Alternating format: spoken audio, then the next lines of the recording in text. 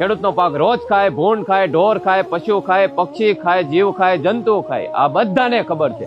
પણ એક નવું જનાવર આવ્યું જે ખેડૂતની જમીન ખાય. આ જનાવરને 5 મોઢા છે, જે 5 મોઢાવાળા સાપ કરતા પણ વધુ ઝેરી છે.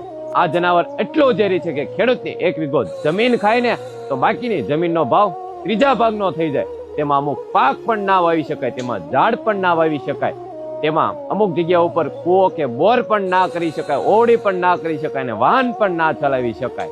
ખાલી ખેડૂતની જમીન કેવાની રે?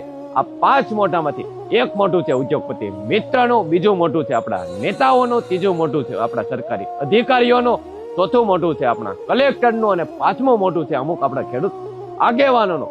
આ બધા સાથે મળી ખેડૂતની જમીન ખાઈ રહ્યા છે.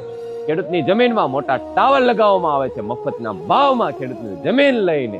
આમાંથી 1 મોટું ઉદ્યોગપતિ મિત્રની 7 પેઢી બેઠા બેઠા ખાઈ શકે ને તેટલા પૈસા કમાશે, અને બાકીના 4 મોટાને 7 પેઢી બેઠા બેઠા ખાઈ શકે ને તેટલા રૂપિયા મળી ગયા છે. પછી ભલે ખેડૂતના દીકરા અને ખેડૂતની આવનારી પેઢી રોડે રખડે. સમય છે, જાગો ખેડૂતો, જાગો.